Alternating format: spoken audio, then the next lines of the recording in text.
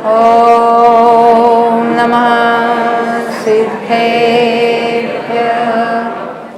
ॐ नमः सिद्धेभ्यः। ॐ नमः सिद्धेभ्यः। ॐ शुद्धात्मने नमः। नमो अरिहन्ताणं नमो सिद्धाणं नमो आयर्याणं नमो वच्छायाणं नमो लोये सौवसाहूणं नमि ऊण अभयनन्दिं सुदसायरपारगिन्दनन्दिगुरुं वरवीरनन्दिनाहं पयडीनं पच्चयं वोक्षम्। आचार्य श्री नेमिचंद सिद्धांत चक्रवर्ती ने इस गोमरसार कर्मकांड ग्रंथ की रचना की है। उसी के आधार से जो टीकाएं हुई है कर्नाटक और संस्कृत भाषा में, पंडित टोडरमल जी ने सम्यक ज्ञान चंद्रिका कर्मकांड भाषा टीका ढूंढारी भाषा में लिखी है और उसका हिंदी अनुवाद हम यहाँ देख रहे थे। इसमें अपना आश्रव अधिकार चल रहा है। आश्रव का ही दूसरा नाम है प्रत्यय। ये क्या है? कर्मबंध के ने कर्म आश्रवण के वो कारण है। कारण कहने से निमित्त कारण है। वो क्या है? तो पुद्गल के परिणाम और जीव के परिणाम। तो पुद्गल के परिणाम उसको असंज्ञ आश्रव कहा और जीव के परिणाम को संज्ञ आश्रव समय सार में ही कहा है। ये बात हमने अभी देखी थी। तो कहते कि जो पुराने कर्मों के उदय में नए 8 कर्म बनते हैं, पर पुराने कर्मों के उदय में सबको नहीं लेना है। मिथ्यात्वादी में मोहनी कर्म को लेना है और योग के निमित्तभूत ऐसे जो कार्मान शरीर नाम कर्म जो है उसके उदय में एक कर्मों का कार्मान वर्गण का कर्मरूप होकर वो ग्रहण होना हो जाता है। जीव के परिणामों में क्या लिया था? मोह राग द्वेष के परिणाम। ये दोनों ही 2 प्रकार से, उसके कितने भेद है? तो मूल में 4 भेद है, जिसको मूल प्रत्यय कहते हैं। वो है मिथ्यात्व, अविरति, कषाय और योग। मिथ्यात्व 5 प्रकार का है, अविरति 12 प्रकार की है, कषाय 25 प्रकार के हैं, उसमें कषाय और 9 कषाय मिलकर, और फिर योग टोटल 15 प्रकार के। अब इसको हमने गुणस्थानों में विस्तार से देखा था। भले आपको याद नहीं होगा, परंतु हमने वो विस्तार से देखा ना, कहाँ कितना होता है, क्यों होता है, उसकी हमने चर्चा की है। अब हमको मार्गणाओं में भी उसको देखना है। इससे क्या होता है? ये जो संसारी जीवों के विविध भेद है, उनका स्वरूप अपने ख्याल में आता है कि उनमें क्या क्या बातें होती है, उसकी भी चर्चा यहाँ हो जाएगी। यानी उनमें भी बंध होता होगा कि नहीं होता होगा। एक इंद्रियों के बंध है कि नहीं है? और कोई बेहोश है कोमा में, उसको है। तो कोई कोमा में है तो उसके कितना बंध होता होगा, उसके कारण प्रत्यय कितना होगा? सभी आहार को अगले होगी कि नहीं? अभी वो मिथ्या दृष्टि है क्या समय दृष्टि है? उस पर उसके समय दृष्टि भी कोमा में जाएगा तो उसके भी प्रत्यय में जो कुछ उस गुणस्थान के अनुसार होगे कि नहीं होगे? हाँ। अभी हम यहाँ मार्गणाओं की चर्चा करेंगे। भले वो एकेंद्रिय जीव है, उसको भी बंध है, तो उसके बंध के कारण भी वहाँ मौजूद है, तो उसको हम प्रत्यय कहेंगे। अभी हमने 14 मार्गणा देखी थी। किसी को याद है वो 14 के नाम? जो इसने पहले या नाम याद रख के किए हैं उसकी बात नहीं पूछे। नए लोग कोई? हाँ, क्या भूल गए? अरे अच्छा, यहाँ से कोई सुनाएंगे?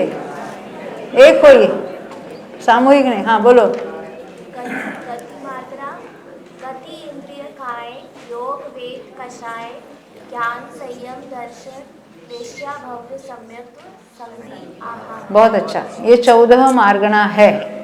अब इसमें हमको प्रत्ययों को देखना है। हमने एक एक मार्गणा देखेंगे और उसके क्यों ऐसे प्रत्यय कहे उसको भी देखेंगे। देखो ये चार्ट यहाँ लिखा है ना, बोर्ड पर भी लगाया है और आपके हाथ में भी जो चार्ट है, चार्ट नंबर है वो 4 से शुरुआत होने वाली है। पहले इस बोर्ड पर देख लेते हम, फिर उसकी चर्चा करेंगे। मार्गणाओं में उत्तर प्रत्यय। तो गति मार्गणा की अपेक्षा भेद कितने देखे? नरक गति वाले जीव है, कोई तिर्यंच है, कोई मनुष्य है, कोई नारकी है, और उसमें अलग अलग यहाँ संख्याएं लिखी है। तो केवल हमें संख्या समझने से, लिख के लेने से कोई फायदा नहीं है। वो कैसे होते उसको हमको डिराइव करना है, वो हम देखने वाले हैं। पहले नरक गति की बात करते हैं। जब हम किसी भी मार्गणा की या किसी भी जीव की बात करते हैं तो पहले हमको ये नक्की करना है उसका जीव समास, यानी वो कितनी इंद्रिय वाला जीव है उस नक्की करेंगे। एक बात, वो पर्याप्त होते कि अपर्याप्त होते उसकी भी बात करेंगे। यानी लब्धि अपर्याप्त होते कि निवृत्ति अपर्याप्त समझते हैं? जो पर्याप्ति पूर्ण होने वाली है, जब तक उसकी शुरुआत हुई है और जब तक दूसरी शरीर पर्याप्ति पूरी नहीं होती है तब उसको कहें निर्वृत्ति अपर्याप्त, और वो जाके आगे पर्याप्त होने वाले हैं। क्योंकि निर्वृत्ति अपर्याप्त हो वहां पर भी मिश्र का योग होगा, वैक्रिय के औदारिक जो यथा योग्य होगा। इसलिए अभी हमको जब नारकी कहेंगे तो नारकी कौन से जीव? एकेंद्रिय है कि पंचेंद्रिय है? पंचेंद्रिय है तो संगी है क्या असंगी है? तो उनका जीव समास क्या है? संगी पंचेंद्रिय। पर्याप्त है क्या अपर्याप्त है? पर्याप्त नाम कर्म वाले हैं, परंतु उनमें निवृत्ति अपर्याप्त अवस्था भी होगी, क्योंकि हमको उनके योग भी डिराइव करने हैं बाद में। यहाँ तक समझ में आई बात? तो नारकी संगी पंचेंद्रिय है, हमने नक्की किया। उनमें गुणस्थान कितने हो सकते हैं? 1 से 4। इतनी बातें हमने देख ली। अब उनमें कौन कौन से योग हो गए, कौन कौन से कषाय हो गए, कौन कौन सी बातें, उसको हम देख लेते हैं। तो नारकियों में मिथ्यात्व कितने प्रकार का होगा? तो 5 मिथ्यात्व आ गए। अविरति है कि नहीं है? हाँ है 12 के 12 है, क्योंकि 4 ही गुणस्थान है ना, चारों गुणस्थान तक 12 तो अविरति होती है। तो मिथ्यात्व के 5 भी आ गए, अविरति की भी 12 आ गए। कषाय उनके है कि नहीं है? कितने हैं? 25 नहीं होते। सुनो सुनो सुनो सुनो, नारकियों में केवल नपुंसक वेद ही होता है। नारकियों में कोई स्त्री नारकी पुरुष नारकी नहीं होते। तो 9 कषाय में 2 वेद को कम करना पड़ेगा। तो क्या कम किया हमने? 2 वेदों को कम कर दिया। वैसे भी नारकी है तो उनमें काय योग कौन सा होगा? औदारिक और औदारिक मिश्र होने का सवाल नहीं है।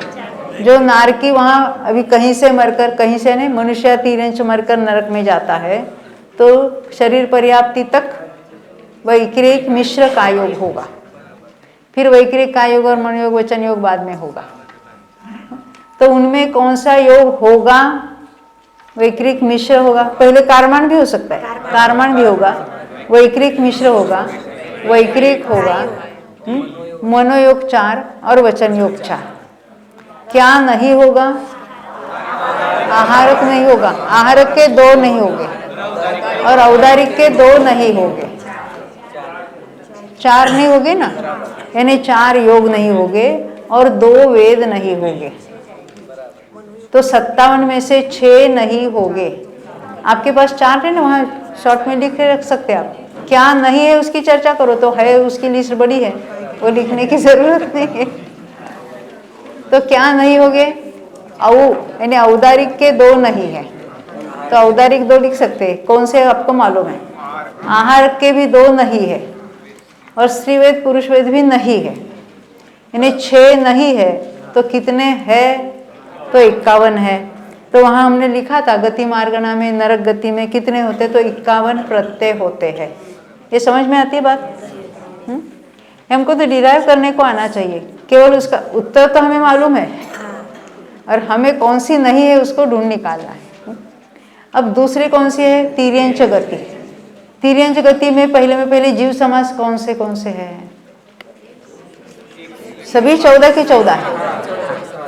और गुणस्थान कितने हैं? 1 से 5 तक है, यानी ऊपर के, छठे के ऊपर के तो होने का सवाल ही नहीं है उनमें। तो उनमें अभी मिथ्या तो कितने प्रकार का होगा?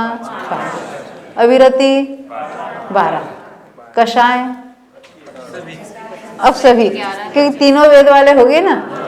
क्या कहते हैं अविरति? 11 भी तो हो सकती है, 5 गुण हो सकती है, पर मैक्सिमम कितनी हो सकती है?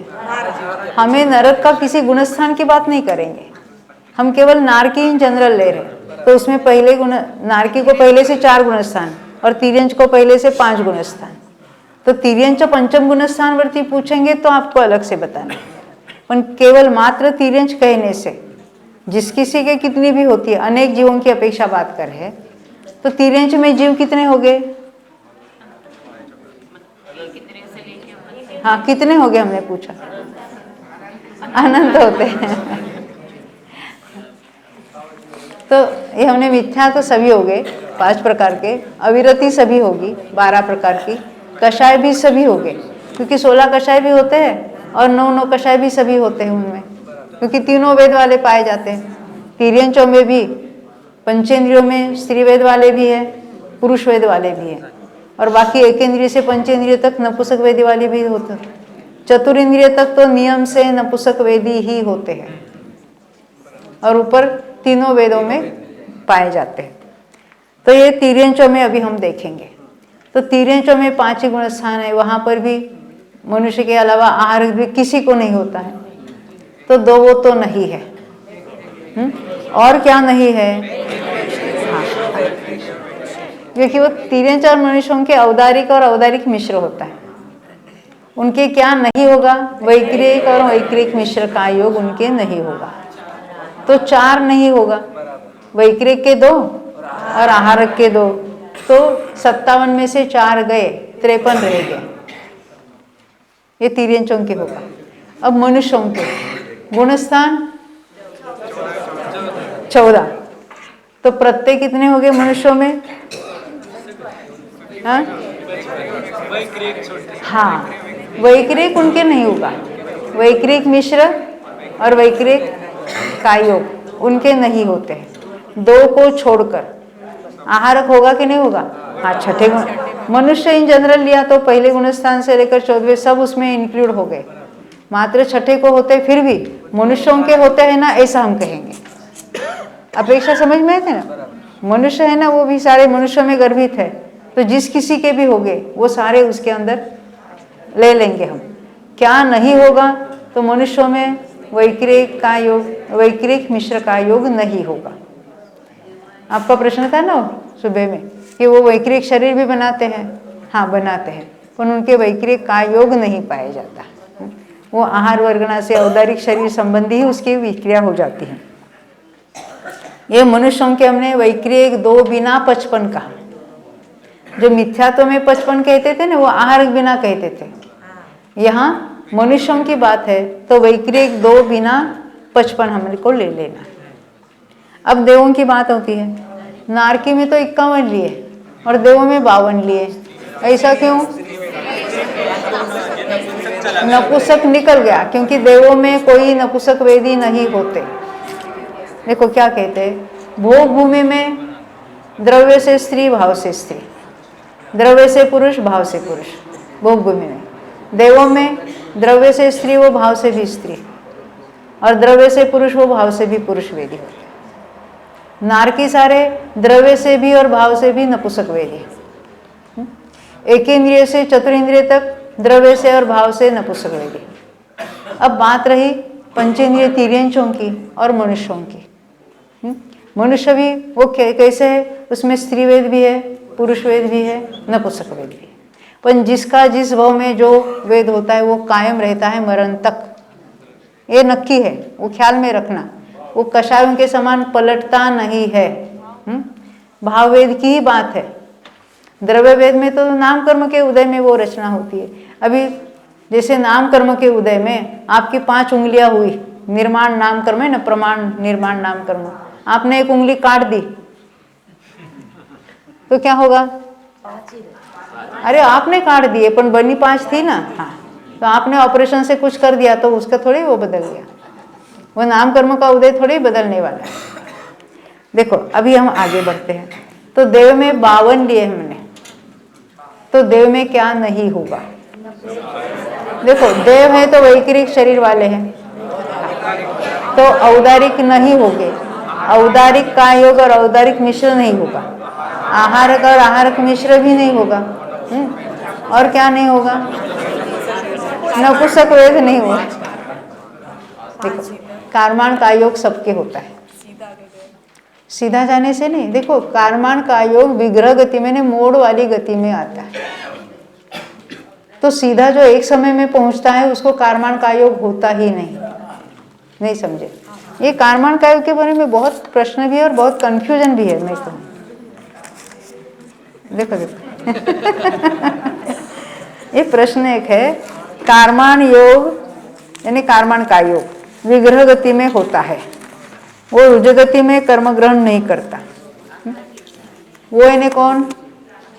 जीव कोई, पर उसको क्या कहेंगे? वो अविग्रह गति यानी वो मोड़ वाली नहीं है। विग्रह गति कहेंगे पर उसको कैसे? बिना मोड़ वाली कहेंगे। तो बिना मोड़ वाली उसका अर्थ क्या है? यहाँ पर वो शरीर के परमाणु ग्रहण कर रहा था। कर्म का ग्रहण तो हर समय चलता है, कब से? अनादि से लेकर 13वें के अंत समय। अनंत काल मत कहो, अनंत काल घूमना है क्या संसार में? 13वें के अंत तक उसका ग्रहण हर समय हो रहा है। यानी कारमान योग फिर क्यों कहते हैं अलग से? क्योंकि वहाँ शरीर का ग्रहण नहीं है, मात्र कर्मों का ग्रहण है, इसलिए उसको कारमान का योग कहते हैं। वो मोड़ सहित वाले ही, एक मोड़ होगा, 2 मोड़ होगा या 3 मोड़ होंगे। बिना मोड़ वाले के कारमान का योग है ही नहीं, तो उसका कर्म का ग्रहण वो तो हो ही रहा है हर समय, पर उसको कारमान का योग नाम नहीं देते। शरीर पर्याप्ति तक मिश्र का योग कहेंगे और बाद में औदारिक या वैक्रिक का योग कहेंगे। तो देवों के कारमान का योग होगा कि नहीं होगा?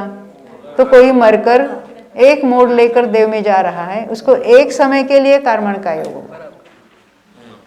जो 2 मोड़ से जाते हैं उसके 2 समय तक कारमान का योग होता है ना।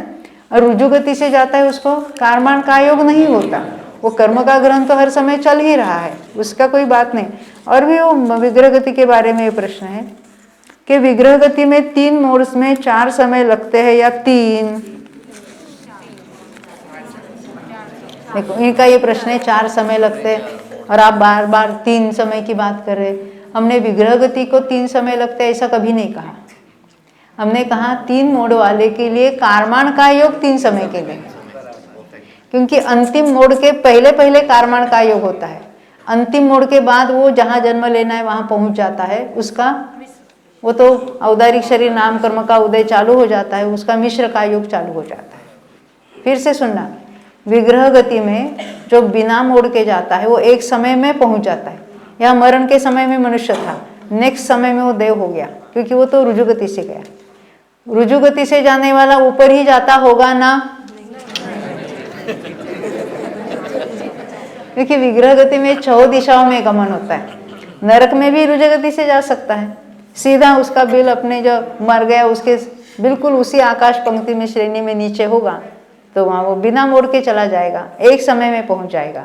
तो बिना मोड़ वाले को पहुँचने, वहाँ जन्म लेने के 1 समय लगता है। एक मोड़ वाले के लिए 2 समय लगता है, तो वहाँ पहुँचने के लिए 2 समय, पर कारमान का योग 1 समय। यानी जितने मोड़ है उतने समय तक कारमान का योग, पर पहुँचने के लिए 1 समय अधिक ले लेना मोड़ वाले, समझ में? इसलिए ऐसे प्रश्न उठते हैं कि शास्त्र में तो विग्रह गति में 4 समय बताए हैं पहुँचने के लिए, और आप कहते हैं कारमान का योग को मैक्सिमम 3 ही समय का है। उसका कारण समझते ना, अंतिम मोड़ के पहले तक, पूर्व तक कारमान का योग, और बाद में वो मिश्र का योग चालू हो जाता है। तो देव में हम देख रहे थे, देव में कारमान का योग होगा कि नहीं होगा? मनुष्य मर गया है, 1 मोड़ लेकर या 2 मोड़ कर लेकर देव में पहुंचा है, तो उसके होगा। बाद में कौन सा होगा? वैक्रिक मिश्र, बाद में वैक्रिक होगा, फिर पर्याप्त होने पर वचन योग मनोयोग भी चालू हो जाएगा, है? क्या नहीं होगा?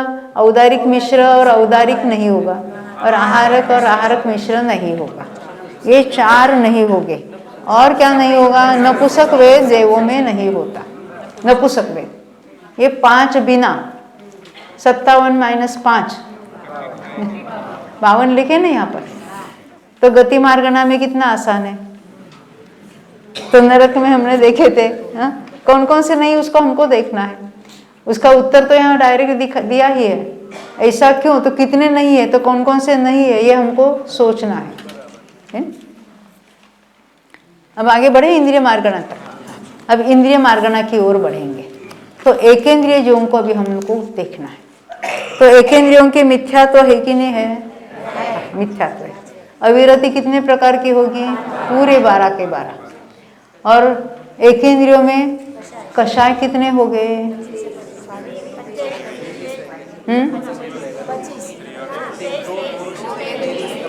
एकेंद्रिय नपुंसक वेदी है, तो स्त्री वेद और पुरुष वेद नहीं होगा। तो एकेंद्रियों में अनंतानुबंधी होगा कि नहीं होगा? अप्रत्याख्यान, प्रत्याख्यान, संज्वलन, अरे सब कुछ। और हास्य रति होगी कि नहीं एकेंद्रियों के?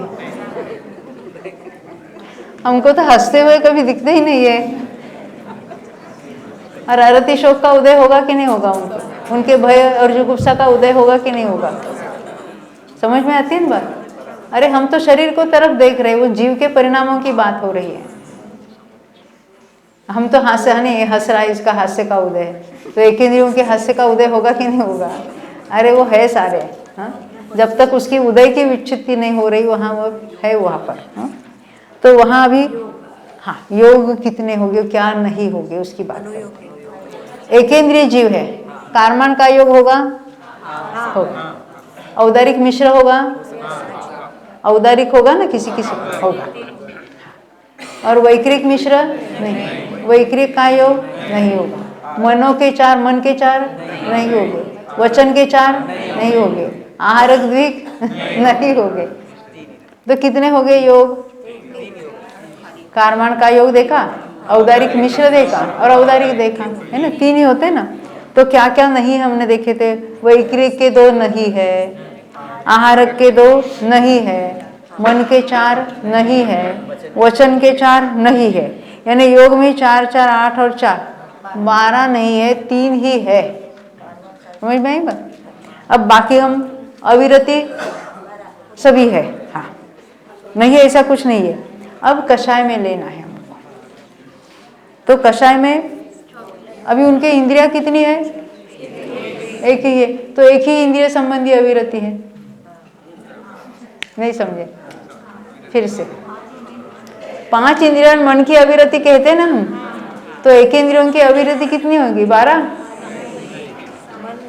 हाँ, मन नहीं है, चक्षु इंद्रिय नहीं है, घ्राण इंद्रिय नहीं है, रसन इंद्रिय नहीं है। हाँ, क्या है? स्पर्शन इंद्रिय है। तो एक स्पर्शन इंद्रिय की ही अविरति कहलाएगी। 5 की नहीं होगी, क्योंकि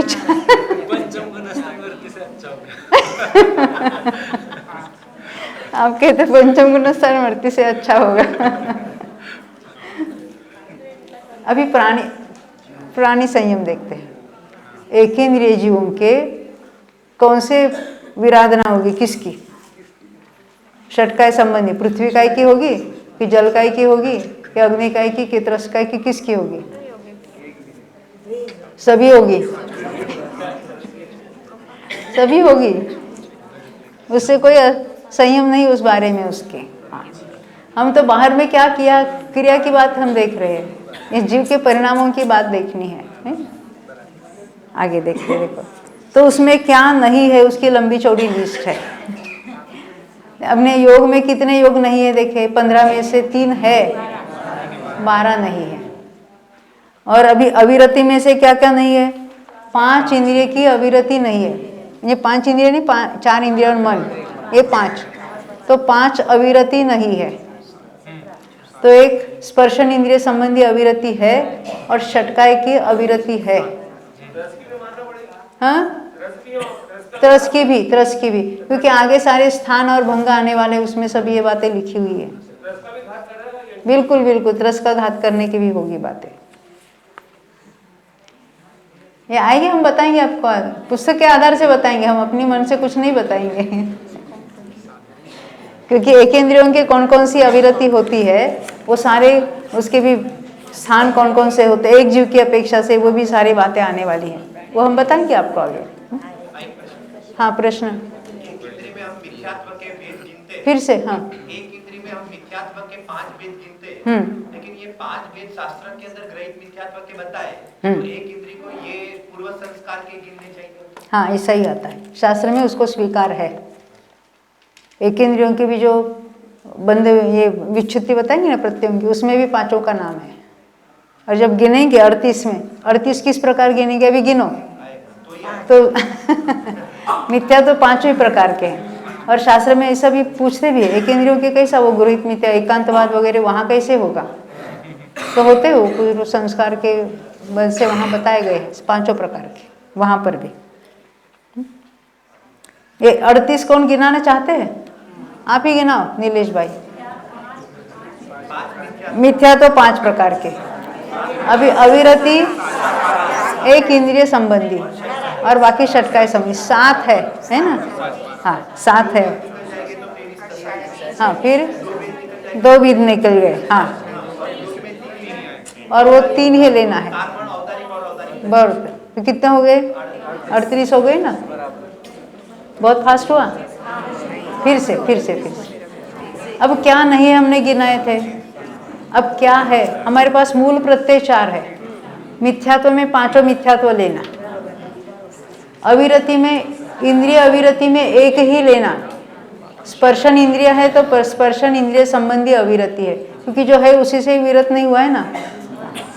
परंतु काय हिंसा में शव कायों की हिंसा को ले लेना, यानी 7 हो गई अविरति, 5 हुई मिथ्यात्व, 7 हुई अविरति। अब कषाय में किस लेना है? कषाय में 2 वेद नहीं है, एक इंद्रियों में मात्र नपुंसक वेद है, तो स्त्री वेद नहीं है, पुरुष वेद नहीं है। अब योग में, योग के जो हमने 15 प्रकार देखे थे, तो एक इंद्रिय है उसको मनोयोग नहीं है, वचन योग नहीं है, फिर आहारक दिक नहीं है, वैक्रिक मिश्र भी नहीं है, तो क्या है? कार्माण का योग है, औदारिक मिश्र है और औदारिक है। ख्याल में है ना?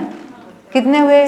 5 और 7 12 और ये 24, कितने लिए? 23। हाँ और बाकी 3 है ना, 38 हो गए ना? हो गया समाधान?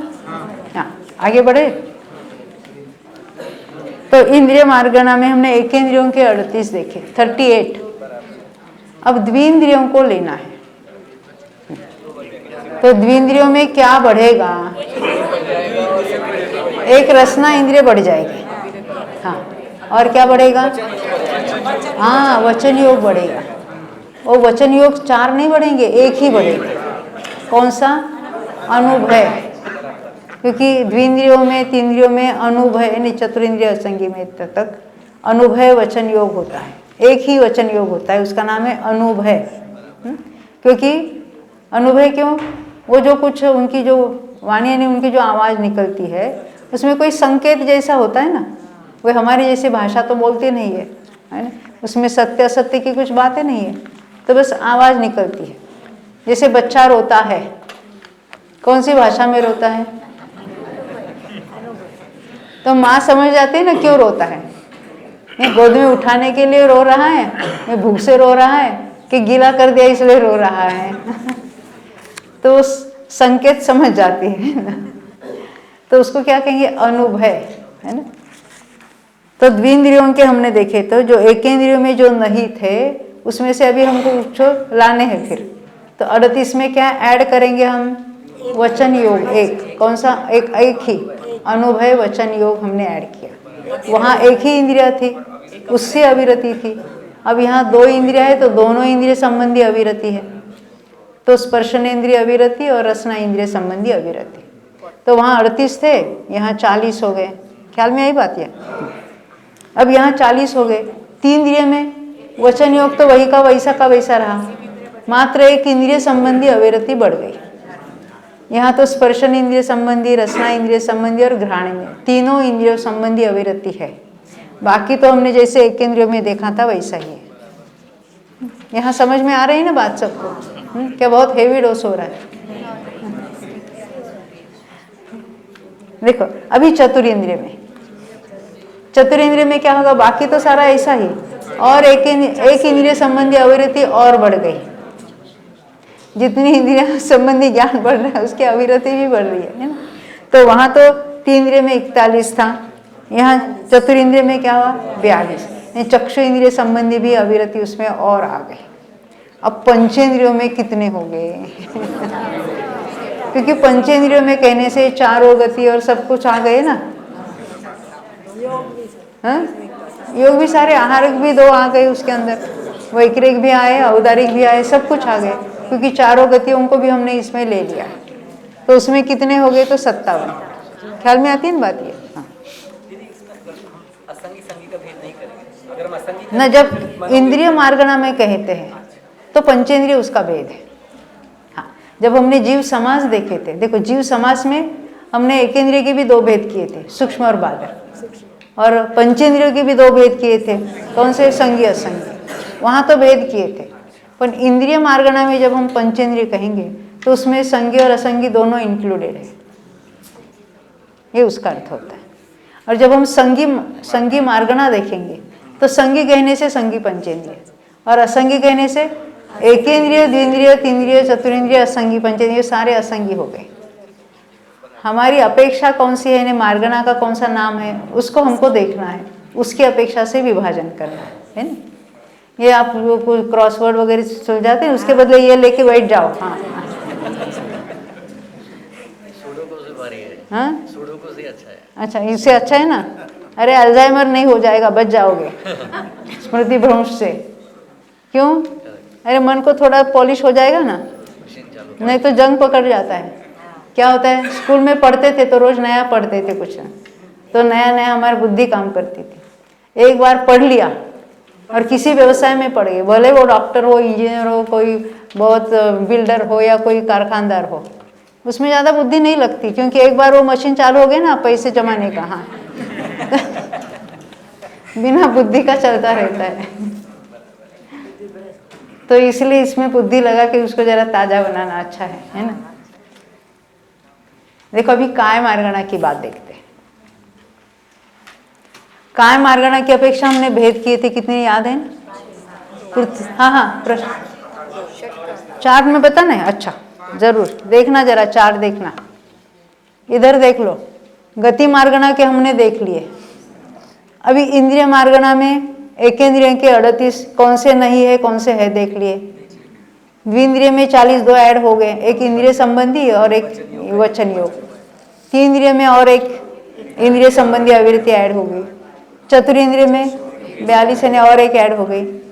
पंचेंद्रियों में तो सभी कुछ ऐड हो गया क्योंकि चारों गति और सभी गुणस्थान पंचेंद्रियों में होते हैं। अभी हमको काय मार्गणा की बात देखना है। काय मार्गणा में शॉर्ट में लिखा है 5 स्थावर कायिक, परंतु उसके एक्चुअली काय मार्गणा की अपेक्षा बात करेंगे पृथ्वी कायिक, जल कायिक, अग्नि कायिक, वायु कायिक, वनस्पति कायिक और त्रस कायिक, ऐसे भेद करने पड़ेंगे।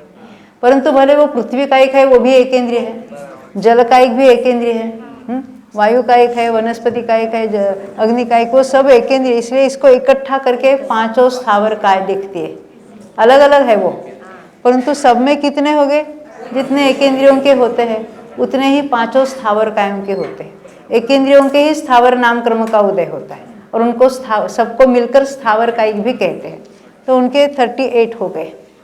अब त्रस्कायिक में संगी पंचेंद्रिय सब आ गए ना, द्विंद्रिय से संगी पंचेंद्रिय तक, तो उसमें सभी आ गए। तो ये 57 के 57 उसके अंदर आ गए।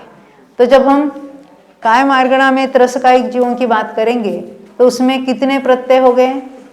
57 प्रत्यय आ गए। ये समझ में आई बात? हाँ, क्या हुआ? इजी हुआ ना?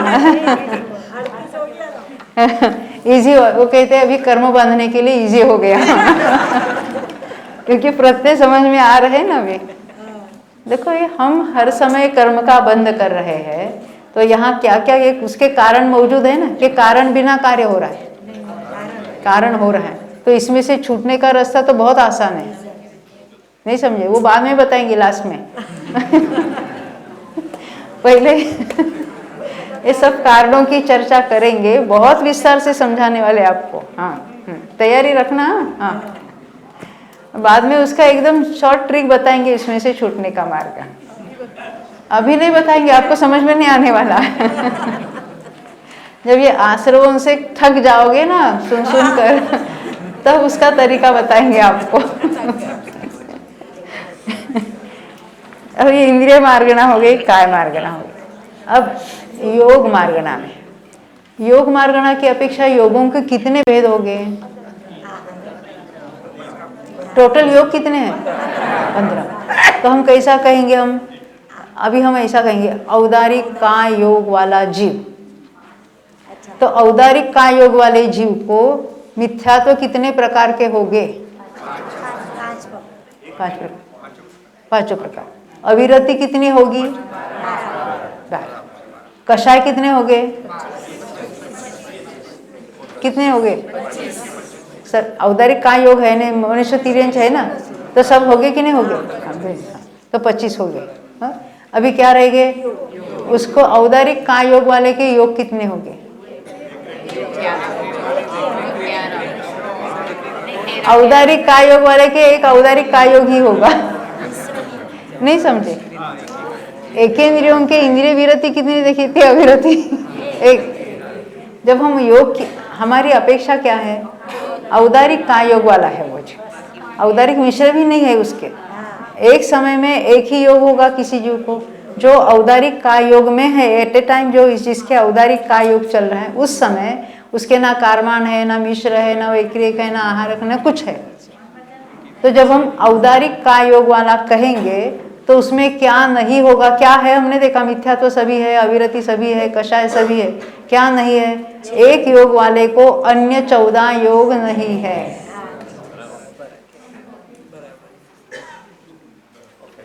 बैठता है कि नहीं बैठता?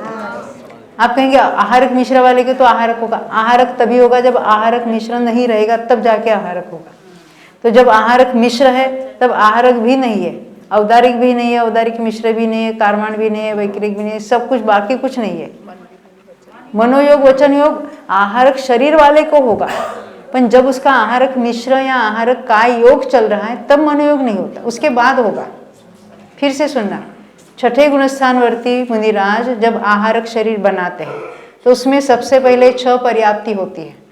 6 पर्याप्ति में शरीर पर्याप्ति जब तक पूरी नहीं होगी तब आहारक मिश्र था, एक ही योग था। उसके बाद क्या हुआ? आहारक काय योग चालू हो गया। अब 6 पर्याप्ति पूरी होगी, उसके बाद क्या होगा? 4 में से कोई एक मनोयोग चालू हो गया, फिर चारों में से कोई पलटते रहेगा, फिर वचन योग के चारों में से कोई एक एट ए टाइम एक ही रहेगा।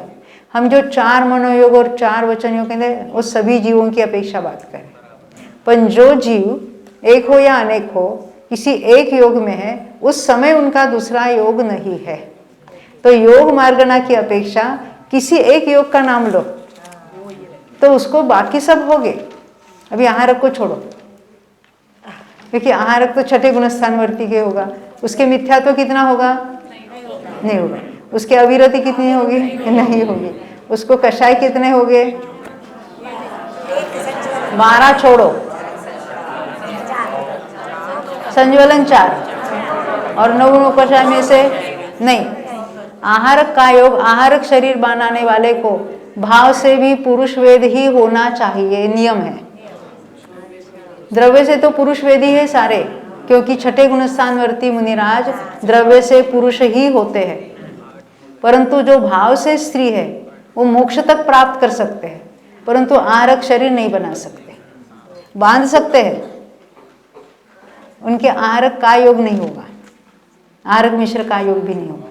यानी आहारक शरीर बनाने का कार्य भाव से स्त्री वेद वाले के और भाव से नपुंसक वेद वाले के नहीं होता। ऐसा ही निमित्त नैमित्तिक सहज संबंध है, ये ऐसे सहज नियम होते हैं। दूसरी भी बात, ये भाव से स्त्रीवेदी, द्रव्य से नहीं, भाव से स्त्रीवेदी जो पुरुष है उनके तीर्थंकर प्रकृति का बंध तो हो सकता है, उस भाव में वो तीर्थंकर नहीं होंगे। वो मरकर देव में जाएंगे, पुरुष वेदी हो गए, फिर मरकर मनुष्य में आएंगे, पुरुष वेद में आएंगे, फिर उस भाव में वो मोक्ष जाएंगे। समझ में आती है ना बात?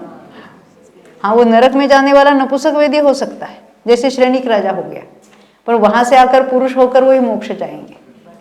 ये भाव से भी और द्रव्य से भी पुरुष ही होने चाहिए। नहीं समझे? वो मल्लीनाथ को स्त्री समझते हैं ना? हाँ, क्या अमेरिका में तो उनकी मूर्ति भी स्थापित करने वाले थे वहां, स्त्री की पर्याय में। अभी ऐसी अभिनय और ऐसी झूठ प्ररूपणा, झूठ मान्यता चलती है। तो वो स्त्री थे कि पुरुष थे? क्यों? हाँ, यहाँ वो 5 कल्याणक हुए थे कि नहीं? भरत भूमि में थे हमारे यहाँ 5 कल्याणक होते। 5 कल्याणक ने जन्म से वो ने गर्भ से वो समय दृष्टि थे ना, तीर्थंकर प्रकृति बांधते हुए गर्भ में आए हैं। सम्यक्त्व के साथ जो मनुष्य में जन्मता है वो पुरुष वेद में, भाव से तो पुरुष वेद में, द्रव्य से भी और भाव से भी पुरुष वेद में ही जन्म लेता है। तो इस भव में तो मल्लीनाथ के जो भव था, जिस भव में तीर्थंकर हुए, द्रव्य से भी भाव से भी पुरुष थे। कहाँ से मरकर आए थे? अपराजित से। अपराजित में क्या कौन? वो 5 अनोत्तर विमान, वहाँ तो सारे पुरुष ही होते हैं, नहीं समझे? वहाँ तो सारे समय दृष्टि है, समय दृष्टि और पुरुष ही है। और देव में स्त्रियाँ तो पहले दूसरे स्वर्ग में उत्पन्न होती है, ऊपर कोई जन्मती भी नहीं है। रानियाँ कहाँ तक होती है? 16वें स्वर्ग तक, पर उनकी रानियाँ जन्मती कहाँ है? पहले दूसरे स्वर्गों में। और फिर अपनी नियोगिनी देवी यहाँ से आकर ले जाते हैं, नहीं समझे? हमारे NRI वहाँ रहते हैं ना अमेरिका में, और अपनी रानी लेने के लिए यहाँ आ जाते हैं। क्यों भाई, आप यहाँ आके ले गए थे? अच्छा।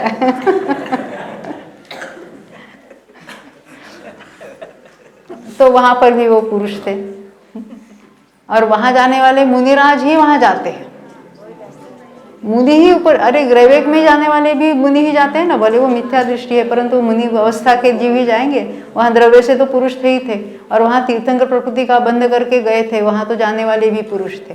उसके भी पहले भाव में पुरुष रहे होंगे, हमें क्या पता, परंतु ये थे 3 भाव में हमने उसको पुरुष सिद्ध किया करना योग के नियम से, आधार से। और उसको स्त्री पर्याय वाला मानना और स्त्री देह सहित उनकी मूर्ति स्थापन करना, ये कितना बड़ा अभिनय है देव का। ये गृहित मिथ्यात्व है, और इसको कायम रखे। हमारे पास कोई लोग आते, अरे उनको जो समझना है वो समझना, अपने को क्या, अपने को कहने, अपने को बिल्कुल निशंकित उसके बारे में निर्णय होना चाहिए कि ये ऐसा ही वस्तु का स्वरूप है, अन्यथा बिल्कुल नहीं है। इस तरह से उसके हम स्वयं अपने लिए उसको नक्की करना है, दूसरों के लिए नहीं। अभी वो तो मान ही रहे ना, वो मिथ्या दृष्टि है, तो उनको तो अज्ञान और ये विपरीतता तो चल ही रही है। परंतु हम अपने को क्या करना, अरे अपने को क्या करना है, अपने को निर्णय करना है। दुनिया को सुधार नहीं सकते हम, पर निर्णय तो कर सकते हैं ना, वो तो बात अपने हाथ की है, और वो करना ही चाहिए। ये सभी बातों में ऐसा निर्णय होगा, तब जाके हमारा ज्ञान जो है ना, वो सुबह 3 बातें बताई थी। कौन से? मैंने नहीं, गुरुदेव के प्रवचन में आई थी। संशय रहित होना चाहिए, विपर्यय रहित होना चाहिए, और अनध्यवसाय रहित, यानी निर्धार रहित वाला वो नहीं चलेगा। ऐसा भी होगा, वैसा, ऐसा डलमन जिसको कहे ना, ऐसा थोड़ा भी ऐसा वैसा नहीं चलेगा। बिल्कुल ऐसा ही ठोक बजाकर इसको कहेंगे ज्ञान में। जब ऐसा सही निर्णय होगा पूरे मोक्ष मार्ग का, पूरे अपने गुणस्थान संबंधी, पूरे अपने स्वपर संबंधी, देवगुरु शास्त्र संबंधी, तब जाके उसको सम्यक्त होने का चांस है। ये विपरीतता बनी है ना, कौन सी 3 विपरीतता बताई थी? कारण विपरीतता, भेदाभेद विपरीतता, स्वरूप विपरीतता, वो तो कायम है। हमारा कार्य का कारण किसको माना? निमित्त को। भगवान हमारा भला कर देंगे कि नहीं कर देंगे? निमित्त से कार्य होगा ना, हमारे कर्म हट जाएंगे तो हमको सम्यक तो होगा कि नहीं होगा? ये सब विपरीतता बनी है, और सम्यकता लेके चला जाएगा ये। नहीं, हम ध्यान करके सम्यक तो प्राप्त कर, कुछ नहीं करने वाला। इसको कहते हैं, वो ध्यान तभी होगा जब ये निर्णय सही हो जाएगा, तब जाके। निशंकित अंग किसको? वही तो निशंकित कहेंगे। सम्यक दृष्टि का तो पहले अंग का नाम निशंकित है, शंका रहित, कोई भी संशय वहां नहीं रहेगा। वो तो उसके पहले ही होना चाहिए। क्यों? उसके बिना वो प्रकट कैसे होगा? ज्ञान में सही निर्णय हुए बिना किसके संबंध में? ये सारे तत्वों के संबंध में सही निर्णय, ऐसा ही वस्तु का स्वरूप है। उसके लिए बहुत बड़े शास्त्र पढ़ने की कोई जरूरत नहीं है। 7 तत्वों को बराबर उसके सभी सही जाना और उसमें सही माना कहा मैंने, तो ये सारी विपरीतता दूर होने वाली है। पर वही सब गड़बड़ चलती है, क्योंकि हमें तो क्या है, कुछ सीखना नहीं हो, हमने थोड़ा सुनना है, बस संतुष्ट होकर बैठ जाना है। इससे नहीं कार्य चलेगा। स्कूल में 1 डिग्री मिली हमारी कॉलेज के, कितने साल तक पढ़े बोलो? और डेली कितने घंटे पढ़े बोलो? स्कूल में कितने घंटे जाते थे? 6-6, 8-8 घंटे जाते थे। होमवर्क कितना करते थे? परीक्षा में कितना रट्टा मार लेते थे एक एक याद करने के लिए, फिर परीक्षाएं देते थे। फिर ऐसे तो 10-11, हमारे ज़माने में तो 11 साल तक तो स्कूल में गए है ना, पहली से लेकर वहाँ। उसके पहले और केजी और प्री क्या क्या होता है वो भी चलता है आजकल में। फिर उसके आगे कुछ एजुकेशन लेना है 2 साल और उसके बाद डिग्री कॉलेज में गए, वहाँ पे कुछ। तो पूरी जिंदगी के तो 25 साल तो इसी में चले गए। उसके बाद इतना कमाया है नहीं, इतना भी एजुकेशन लिया है। हाँ, तो अभी कमाना भी चाहिए, फिर कमाने में लग गए, और कमाया तो भोगना भी चाहिए, भोगने भी लग गए। तो स्वाध्याय, अरे आप जैसे बूढ़े हो जाएंगे तो हम जरूर स्वाध्याय करेंगे। तो बूढ़े होने की गारंटी लेके आए हैं, इतनी जिंदगी है आपके पास। क्यों आप जैसे कोई युवान नहीं कहते हमको कि हम बूढ़े हो गए तो शादी करेंगे। अभी तो कमाने के दिन है, हमें कमाने दो, बूढ़े हो जाएंगे तो शादी करेंगे। आपको मिला क्या कोई चेतन भाई? तो शादी भी हो जाती है, बच्चे भी उनका चलता है अपना अपना। अरे परंतु यहाँ इसको अरुचि है ना स्वाध्याय की, तो बहाने बनाता है कि आप जैसे हम बूढ़े हो जाएंगे, हम जरूर रिटायर हो जाएंगे और हम फिर जरूर स्वाध्याय करेंगे। स्वाध्याय करके उसके बाद रिटायर हो गए तो कुछ काम का है। बिना स्वाध्याय की रुचि है ही नहीं है, स्वाध्याय समझता नहीं है, और रिटायर होकर बैठेंगे तो कुछ नहीं हाथ में आने वाला है, कोई स्वाध्याय नहीं होने वाला है। ख्याल में आती है ना बात? हाँ, यानी कोई संयोग बदलने की जरूरत नहीं है। जो संयोग में जहाँ है, अमेरिका में जाते थे ना, बहुत लोग ऐसे मिलते थे कि अभी हम यहाँ का सब समेट कर इंडिया में आ जाएंगे। ऐसे कुछ आगे भी गए थे, वो डलस वाले भी आ गए थे 2-3 जन, और भी कहीं कुछ ने तो कल्याण कर लिया यहाँ के बाद। वो बाकलीवाल वगैरह आए थे, उन्होंने तो यहाँ पर ही स्वाध्याय चल रही, पर कितने आ गए और यहाँ आ गए। तो यहाँ आते हैं तो क्या होता है, आज इसकी शादी है, कल कोई मर गया है, कल और किसको क्या है, इसको मिलना है, उसको मिलना है, इसी में पूरा दिन चला जाता है। वहाँ तो क्या था, 6 बजे निवृत्त हो गया, बाकी समय उसका अपना है। यहाँ धंधे में हो या नौकरी में हो, रात के 10 भी बज जाए, धंधे वाले तो और उससे बदतर। क्यों? वो पूरे 24 घंटे उनके माथे पर सवार होता है धंधा। कितना समय निकाल पाते अपने लिए? ये ऐसा ही चल रहा है, और उसी में जिंदगी पूरी बर्बाद हो जाती। ये जो करने योग्य, जो मनुष्य भाव में करने योग्य कार्य, वो ऐसा ही रह जाता है। आप अपनी अपनी बात सोचो। अब कोई तो यहाँ सुनने भी आता है, फिर उसने अपना एक रूटीन बना दिया। क्या? सुबह देव दर्शन करना है, पूजन करना है, फिर 1 घंटा बिल्कुल स्वाध्याय करना है, गुरुदेव को भी सुनना है, ये करना है, फिर हमारे वो सब। परंतु वो उतने तक होकर सीमित हो गया। अरे आगे चलकर अपना अनुभव के लिए ये सब हमको इशारा करे, वो सब ज्ञान जो हम हासिल कर रहे हैं, वो किसके लिए? आत्म सन्मुख होकर अपना अनुभव करने के लिए। वो बात रह गई, और यहाँ तक आकर भी उसमें संतुष्ट होकर बैठेगा तो हाथ में कुछ नहीं आने वाला है। तो हर एक जीव को अपना कल्याण जहाँ पर है ना, वो वहाँ से उसको आगे बढ़ना है। हाँ, ये कभी कहेंगे कि देव दर्शन जो नहीं करता उसको कहेंगे करना, जो देव दर्शन करता है शास्त्र में नहीं बैठता उसको कहेंगे शास्त्र सुनना। पर शास्त्र सुनना ये शुभ भाव के लिए शुभ भाव करने को नहीं बोल रहे, कि उसमें जो अपने कल्याण की बात उसमें जो बताई है वो हम सुनेंगे, समझेंगे। देखो समझेंगे तो अपने से, क्योंकि सुनते तो सब है? उसमें से जो जैसी जो रुचि है ना उसका ही उसमें से पकड़ लेता है। बाकी अपनी रुचि नहीं है तो उस पर वो सुनकर भी अनसुना हो जाता है। इसलिए ये सारी बातें अपने कल्याण की है, इसलिए सुनना है उसको, और सुनकर समझना है, और समझकर अपने में अंतर्मुख परिणमन में उसको आत्म का ज्ञान करना है। अभी ये जो उन्होंने आपका विषय जो यहाँ चुना है ना गुरुदेव के प्रवचन का, बहुत बढ़िया है। चढ़ाला के ऊपर उनके जो प्रवचन है ना, कितना सरल और सिंपल करके पूरी गहरी बात उन्होंने। हमारा विषय भी मिथ्यात्व का वगैरह चल रहा है, वहाँ पर भी वही बात चल रही है ना। चलो आगे देखते हैं। अभी है ना समय 10 मिनट का है।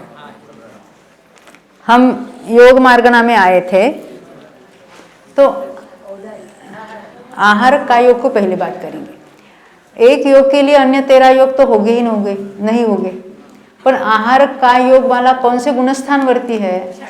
छठे। तो उसमें मिथ्या तो होगा कि नहीं होगा? तो 5 मिथ्यात्व नहीं होंगे। अविरति वहाँ होगी कि नहीं होगी? तो 12 अविरति नहीं होगी। कषाय में अनंतानुबंधी अप्रत्याख्यान प्रत्याख्यान 12 कषाय नहीं होंगे। और 9 कषाय में नपुंसक वेद और स्त्री वेद नहीं होगा। समझ में आती है ना बात? तो कषाय में क्या नहीं होगा? 12 कषाय और 2 9 कषाय नहीं होगी, 14 नहीं होगी। और योग में एक योग है तो अन्य 14 योग नहीं होंगे। तो इसलिए होगे कितने उसमें? 12 ही होंगे। क्या होंगे? देखो, मिथ्या तो नहीं है, अविरति नहीं है, कषाय क्या है? 4 संज्वलन है। और 9 9 कषाय में से 2 नहीं है, 7 है। तो 7 4 11 हो गया। और अपना स्वयोग जो है आहारक वाला वो 12 हो गए। अब आहारक मिश्र वाला लेंगे तो उसमें भी ऐसा ही है, आहारक मिश्र वाला है, उसके अन्य योग नहीं है। और फिर उसके मिथ्या तो भी नहीं है, अविरति भी नहीं है। कषाय में 12 कषाय नहीं है, स्त्री नपुंसक वेद नहीं है। ये समझ में आती ना, यहाँ 2 वेदों को क्यों नहीं लिया? उसके कुछ नियम है। तो इन 2 समझ में आई बात? ये 2 को अलग से क्यों कहा? क्योंकि वो छठे गुणस्थानवर्ती मुनिराज को ही होते हैं। अब हम किसी अन्य की बात करते हैं, वैक्रिक कायोग की बात करते हैं। तो वैक्रिक कायोग किसके हो गए? देव और नारकियों के हो गए। मिथ्या तो उनमें होगा ना किसी को तो होगा ही ना। तो मिथ्या तो 5 प्रकार का होगा। अविरति उनमें होगी कि नहीं होगी? बिल्कुल 4 गुणस्थान तक तो अविरति है ही है। तो उसमें कषाय कितने हो गए? हमारा कौन सा है? वैक्रिक कायोग है। तो देव में है तो स्त्री और पुरुष है। और अरे नारकी में है ना वैक्रिक कायोग। वैक्रिक कायोग कहने से देव भी आ गए, नारकी भी आ गए, तो तीनों वेद भी आ गए। तो सभी आ गए कि नहीं आ गए? कि कुछ रह गए? 25 के 25 आ गए। अब एक योग है तो वहाँ क्या नहीं है? वैक्रिक कायोग है तो अन्य 14 योग नहीं है। तो क्या कितने नहीं है? 14 नहीं है। तो कितने हैं? 57 माइनस 14 43 लिखा है ना वहां पर। देखो यहाँ पर बोर्ड पर देख लेना, ये चार्ट में देख लो। देखो काय मार्गणा की बात हमने देखी थी। योग मार्गणा में आहारक अलग लेना, आहारक मिश्र अलग लेना, उसके अपने अपने 12 ही होंगे। 12 कौन से लिए में? 4 कषाय होते हैं, संज्वलन के 4। और इसमें स्त्री और नपुंसक वेद बिना बाकी ले लिए थे, 7 9 कषाय। और फिर अपना एक योग, इतना ही लेना है। अब शेष में, शेष का अर्थ है अन्य योगों में, यानी आहारक और आहारक मिश्र छोड़कर अन्य 13 योग है। वो 13 योग का एक एक का नाम अलग अलग लेना। जैसे कारमान का योग का नाम लिया हमने, तो कारमान का योग में मिथ्यात्व कितने प्रकार का है? अविरति 12, कषाय सभी हो गए ना, सभी वेद भी हो गए, सभी कषाय भी हो गए। और योग उनका अपना एक कारमान का योग क्या नहीं है? अन्य 14 योग नहीं है। अब ये 13 योगों में से एक एक का नाम रखो, उसके साथ ये सभी बातें घटित होगी। तो वहाँ योग कितने हो गए? शेष योगों में 43 यानी 43 योग हो जाएंगे। अब बात है वेद मार्गणा की। ये यहाँ तक समझ में आया कि कुछ प्रश्न है? नहीं तो हम आगे आगे बढ़ेंगे और आपके पीछे का कोई कंफ्यूजन चलता रहेगा। हाँ, आहारक के 12 नहीं समझ में आए। आहारक का योग की बात पहले उठाते हैं। आहारक का योग छठे गुणस्थानवर्ती मुनिराज के होता है। उस समय उनको मिथ्या तो उन जीवों को है क्या? नहीं है, 5 नहीं है। अविरति 12 के 12 नहीं है। कषाय में अभी अनंतानुबंधी अप्रत्याख्यान प्रत्याख्यान नहीं है। और क्या नहीं है? स्त्री वेद नहीं है और नपुंसक वेद भी नहीं है, समझ में? और अन्य योग भी नहीं है। तो क्या है? तो कहते हैं कि कषाय में से क्या क्या है? संज्वलन 4 है और बाकी 9 कषाय में क्या है? 7। कौन से? हास्य रति, रति, शोक, भय, जुगुप्सा और पुरुष योग। तो ये 7 है और ये 4 11 हो गए। और एक अपना योग आहारक तो 12 हो गए। जब आहारक मिश्र की बात करेंगे तो आहारक के बदले हम आहारक मिश्र कहेंगे, तो बात वही है क्योंकि गुणस्थान वही है उनका। तो 12 है, 12 प्रत्यय है, उनको 12 प्रत्ययों से बंध है। ख्याल में आई बात? अन्य किसी योग की बात करेंगे, औदारिक मिश्र हो या औदारिक हो या वैक्रिक हो या कुछ भी हो, तो उसमें क्या होगा? अपना योग है, बाकी मिथ्यात्व भी है, अविरति भी है, कषाय भी है, और अपना एक योग छोड़कर अन्य योग नहीं है। तो अन्य 14 नहीं है, बाकी सब है। तो 57 में से 14 नहीं है, हाँ, तो 43 इन 43 है। समझ में आई ये बात? मन योग वचन योग का क्या होगा इसकी अपेक्षा से? किसमें? मनोयोग वचन योग। हाँ हाँ, आप कहेंगे मनोयोग को लगाओ। मनोयोग एट ए टाइम कितने हो गए? एक ही होगा। सत्य मनोयोग की बात कर रहे हैं। सत्य मनोयोगी जीवों के मिथ्या तो होगा कि नहीं होगा? यानी मिथ्या दृष्टि में मनोयोग होते हैं ना 4, तो 5 प्रकार के मिथ्यात्व है। अविरति भी 4 गुण स्थान तक तो 12 की 12 अविरति है। मनोयोग है, मिथ्या दृष्टि से लेकर ऊपर तक है, तो कषाय 25 के 25 है। मनोयोग है, उस समय उसको काय योग है क्या? वचन योग है क्या? अन्य 3 मनोयोग है क्या? नहीं। तो क्या नहीं है? तो 14 नहीं है। तो 14 छोड़कर वो हर एक जो योग वाला जीव है उसको क्या क्या है? बाकी सब, यानी 43 है, बाकी नहीं है। ख्याल में आती है बात? ये योग की बात है। और कोई प्रश्न है? अभी है 5 मिनट। हाँ, मूल शरीर को तो आहारक वर्गना का आहारक योग हो रहा है, पर ये आहारक जो मिश्र आहारक बना है उसके बाद ये अपन मूल शरीर से इनको लिंक नहीं करेंगे, क्योंकि जो मुनि राज है मूल शरीर वो तो आहारक वर्गना ले, मतलब ये आहारक योग हो रहा होगा। देखो इनका प्रश्न ये है, आहारक का योग हो रहा है। आहारक का योग कब है? जब शरीर बना रहे ना, शरीर संबंधी पर्याप्ति चलती है, तो पर्याप्ति के शरीर पर्याप्ति तक आहारक मिश्र का योग है, और बाद में आहारक का योग शुरू हुआ। पर्याप्ति जब पूर्ण हुई, नहीं, शरीर की भी रचना हो गई, और फिर शरीर के साथ वहाँ चला गया। मूल प्रदेश, मूल शरीर में जीव के प्रदेश है और उसमें भी है, यानी आत्मा तो अखंड एक है।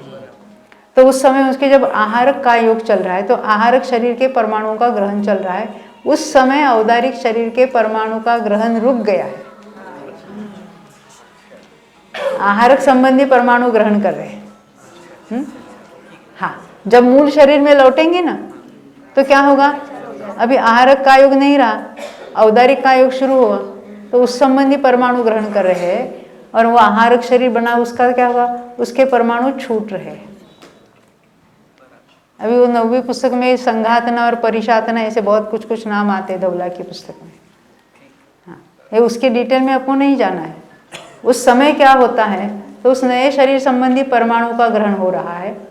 उस समय पुराने शरीर संबंधी परमाणु जैसे हर समय छूट ही रहे, फिर वापस जब मूल शरीर में आएगा तो मूल शरीर के परमाणु का ग्रहण शुरू होगा, और ये जो नया शरीर बना है उसके परमाणु छूटते चले जाएंगे, अंतर्मुहूर्त में वो समाप्त हो जाएगा। यहाँ तक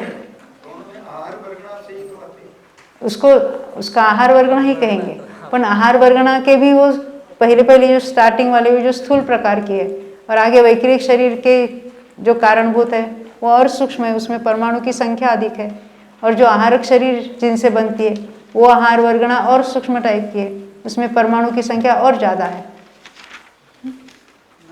तीनों का नाम आहार वर्गना ही है।